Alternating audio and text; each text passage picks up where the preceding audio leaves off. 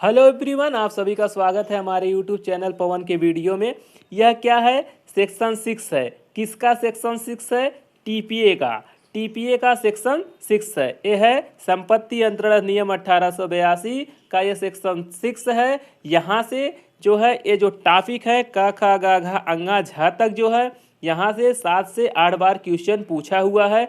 Even कि यह भी पूछा है कि कितने आधार हैं। तो देखिए इसको अगर नंबरिंग करेंगे 1 2 3 4 5 6 7 8 9 10 हो गए। ठीक है, यह क्या हो गए? 10 आधार हो गए। इवन कि 1 2 3 4 5 6 7 8 9 10 ये सब आधार हो गए जो पूछा गया अभी तक इसमें प्रश्न आया है। इसके अलावा ये सब जब टॉपिक है क्या लिखा, अगर इसको हम समझ जाएं तो हमारा जो है 10 से 12 क्वेश्चन घटना चक्र का आराम से एक बार पढ़ लें, कभी नहीं भूलेगा, पूर्ण रूप से समझ में आ जाएगा। आते हैं इस पर अंदर सेक्शन 6 में। तो देखिए कैसे एकदम आसानी से समझ में आ जाएगा कि सेक्शन 6 पे जो भी प्रश्न पूछा है वह समझ में आने लगेगा।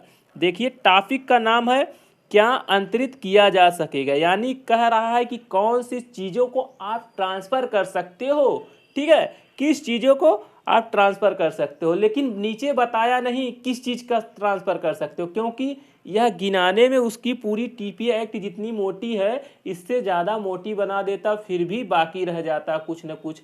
तो क्या किया कि किसी भी किस्म की संपत्ति, किसी भी टाइप की संपत्ति इस अधिनियम में किसी भी अन्य तत्समय प्रवृत्ति विधि द्वारा अन्यथा उपबंधित के सिवाय अंतरित की जा सकेगी। कह रहा है कि इसमें जो है किसी भी टाइप की प्रॉपर्टी है उसको आप ट्रांसफ़र कर सकते हो सिवाय, यानी इतनी बात छोड़ दीजिए। मतलब इसको यह बताना तो आसान था कि क्या आप अंतरित नहीं कर सकते हो, तो यही कह रहा है इतनी बातें छोड़ दीजिए, सब कुछ अंतरित कर सकते हो। यही जो है क ख ग घ अंगा च छ झ तक बता दिया। इतनी बातें अगर छोड़ दें, इसके अलावा जो भी बातें आएंगी, जो भी चीज़ आएगी, जो भी प्रॉपर्टी आएगी, जो भी संपत्ति आएगी, उसको आप क्या कर सकते हो? अंतरित कर सकते हो। तो देखिए बहुत ही सरल शब्दों में बताया हुआ है। अगर इसको आप ध्यान से देखिए तो पूर्ण रूप से समझ में आ जाएगा। पहला देखिए, कुछ नहीं, आपको पहले में कुछ नहीं याद करना है, और पहले से ही 10 से 12 बार क्वेश्चन, सॉरी 5 से 6 बार पूछ चुका है। ठीक है, तो ये कह रहा है किसी प्रत्यक्ष वारिस की संपदा के उत्तराधिकारी होने की संभावना, यानी जैसे हम हैं अपने दादाजी के क्या है? उत्तराधिकारी है संपत्ति में, तो ये संभावना तो है ही कि आगने वाले समय में अगर दादाजी प्रॉपर्टी नहीं बेचे तो उसके उनके प्रत्यक्ष वारिस हम हुए या पिताजी हुए। तो किसी प्रत्यक्ष वारिस की हम क्या हुए? उनके प्रत्यक्ष वारिस हो गए। किस संपदा में? अब दादाजी की संपदा में उत्तराधिकारी होने की हमको संभावना है कि उनके उत्तराधिकारी हम ही होंगे।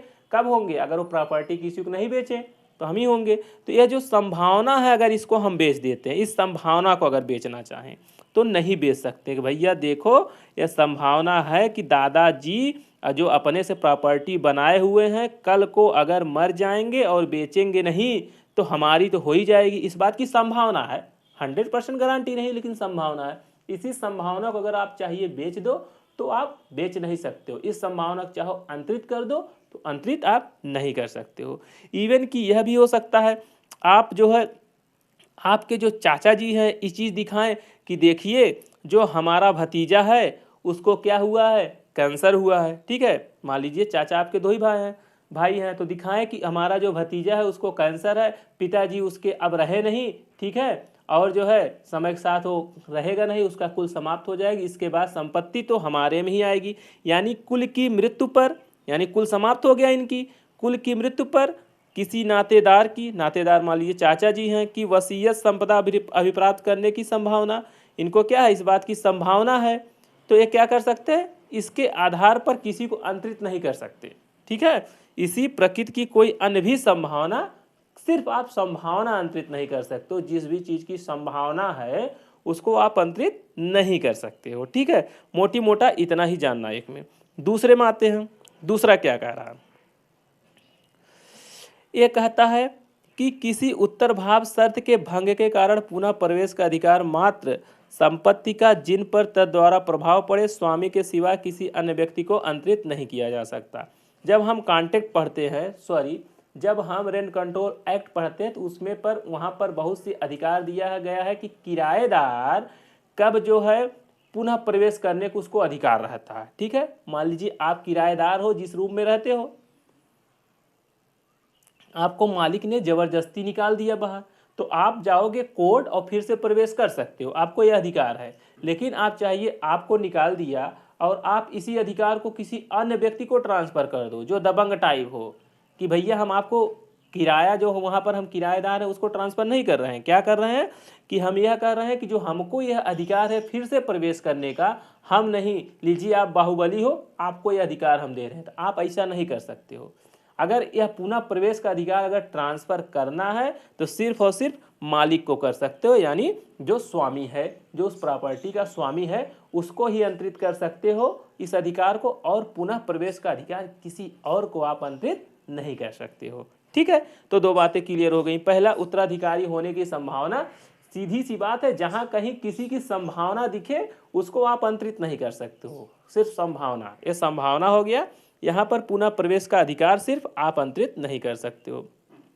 तीसरा कहता है कोई सुखाचार अधिष्ठायी स्थल से पृथक नहीं किया जा सकता। सुखाचार क्या होता है? जैसे कोई प्रॉपर्टी है, प्रॉपर्टी के बगल में अगर कुछ जगह छूटी हुई है या फिर रास्ते से आने जाने का जो आपका अधिकार है, तो उसको चाहिए आप किसी और व्यक्ति को सिर्फ आने जाने का जो अधिकार है किसी अन्य व्यक्ति को ट्रांसफ़र कर दो, तो आप ऐसा नहीं कर सकते हो। ठीक है, जैसे होता है, क्या होता है, प्लाटिंग होती है, प्लाटिंग में आप लिखवाते हो 1300 स्क्वायर फीट, लेकिन आपके जो रास्ता रहता है बगल में जो जगह छुड़ाई रहती है नाली के लिए या फिर रोड के लिए, तो उतना छोड़ के आपको ज़मीन बनाना होता, हो सकता है आपको 1200 स्क्वायर फीट पे बनाना हो, तो आपके नाम पे वह रास्ता भी रहता है, इवन कि उसमें टर्म और कंडीशन है कि आप रास्ते पर नहीं बनाओगे, आपके नाम पे वह सुखाचार भी है, वो प्रॉपर्टी भी है। तो आप सोचिए, सिर्फ और सिर्फ वो सुखाचार यानी रास्ते का जो अधिकार है सिर्फ एक व्यक्ति को हम बेच दें, तो इसको नहीं बेच सकते हो। आपको बेचना है तो अधिष्ठायी स्थल से पृथकता, यानी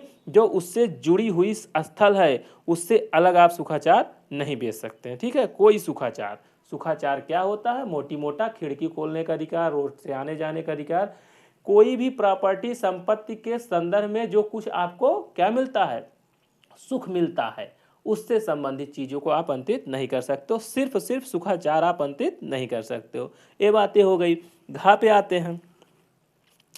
संपत्ति में ऐसा हित जो उपयोग में स्वयं स्वामी तक ही निर्बंधित है उसके द्वारा अंतरित नहीं किया जा सकता।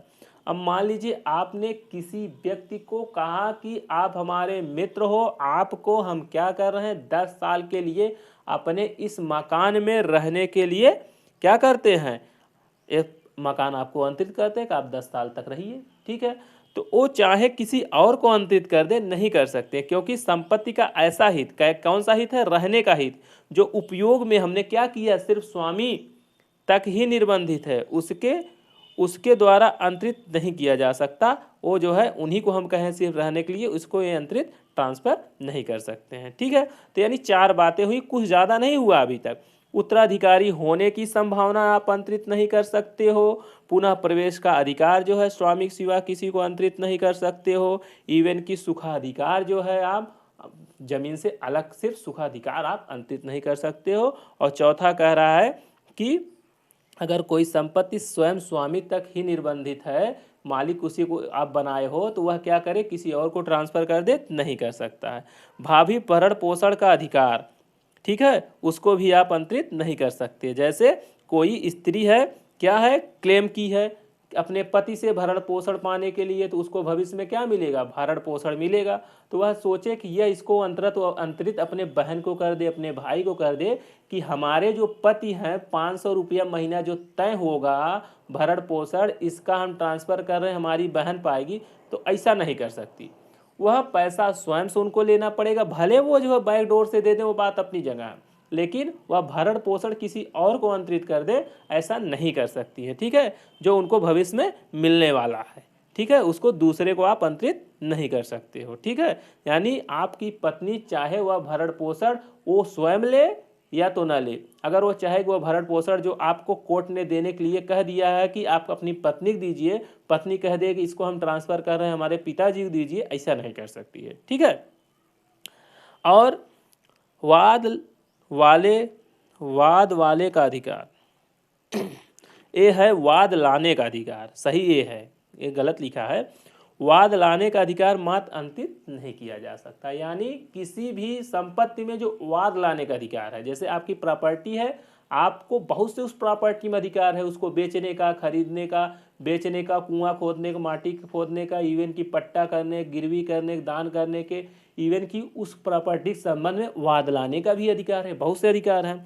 तो आप अगर चाह रहे हो कि सिर्फ जो वाद लाने का हमारा अधिकार है इसको हम किसी बाहुबली या किसी भी व्यक्ति को अंतरित कर दें और शेष चीज़ें अंतरित नहीं करेंगे, तो ऐसा आप नहीं कर सकते हो। करो तो प्रॉपर्टी करो, सिर्फ वाद लाने का अधिकार जो आप है इसको ट्रांसफर आप नहीं कर सकते हो। ठीक है। लोक पद को भी आप अंतरित नहीं कर सकते हो। जैसे आप जज बन गए तो उस जज को सोचिए अपने भाई को दे दें, अपने पिताजी को दे दें, नहीं दे सकते हैं। ठीक है। और लोक अफसर होने के नाते जो सलंबन है, सलंबन माने जो सैलरी मिलेगी, ठीक है, उसको भी आप अंतरित नहीं कर सकते हैं। इवन की जो सेना, नौसेना, वायुसेना में क्या होता है, जब कोई सेना, नौसेना, वायुसेना वाले जब कुछ मर जाते हैं उनको कुछ वृत्तिकाएँ मिलती हैं, कुछ उपहार, कुछ और चीज़ें, जैसी सरकार की पॉलिसी रहती है ऐसी कुछ वृत्तिकाएँ मिलती हैं, तो उनको भी वह चाहे तो अंतरित नहीं कर सकती है। जैसे उसके पत्नी को पाने का अधिकार सिर्फ पत्नी ही लेगी। वो सोचे कि हम दूसरी जगह जा रहे हैं तो अपनी बहन को या फिर किसी और को ट्रांसफ़र कर दें कि इसको दीजिए इसके एवज में, तो वो नहीं पाएगा। ठीक है, वो नहीं पाएगा। और राजनीतिक पेंशन को भी अंतरित नहीं किया जा सकता। जैसे कोई एक व्यक्ति एक जगह का विधायक हो गया, अब उसको उस विधायक होने के नाते पेंशन मिलेगा, तो वो सोचे पेंशन को सिर्फ अपने भाई को अंतरित कर दे, किसी को अंतरित कर दे, तो वह ऐसा नहीं कर सकता है। अंतरित करेगा तो अंतरण होगा ही नहीं, वो पेंशन अंतरित नहीं कर सकता। यानी आप कोई लोकपद यानी सरकारी नौकरी नहीं अंतरित कर सकते हैं। सरकारी नौकरी होने के नाते जो कुछ तनख्वाह मिलता है उसको अंतरित नहीं कर सकते हो, और आप पेंशन अंतरित नहीं कर सकते हो। बस इतनी सी बातें हैं। ठीक है। और सेक्शन 23 में जब आते हैं, सेक्शन 23 कॉन्ट्रैक्ट में जब आते हैं तो उसमें कंडीशन बताया है कौन से प्रतिफल और उद्देश्य विधि विरुद्ध है। ठीक है। तो कुछ बताया है, जैसे आप कोई कॉन्ट्रैक्ट करते हो कि अगर उसको आप उसकी हत्या कर दो हम आपको 10,000 रुपया देंगे, तो यह कॉन्ट्रैक्ट आप नहीं कर सकते हो। अगर करोगे तो इस 10,000 रुपया देने के लिए बाध्य नहीं कर सकते हो। ठीक है। तो ऐसी चीज़, ऐसी तरह की जो बातें हैं, या फिर आप किसी से कहते हो कि आप अपने पति को छोड़ दीजिए तो हम आपको 10,000 रुपया देंगे, तो सेक्शन 23 में कॉन्ट्रैक्ट में बताया है कि विधि विरुद्ध उद्देश्य और कौन से विधि विरुद्ध प्रतिफल है।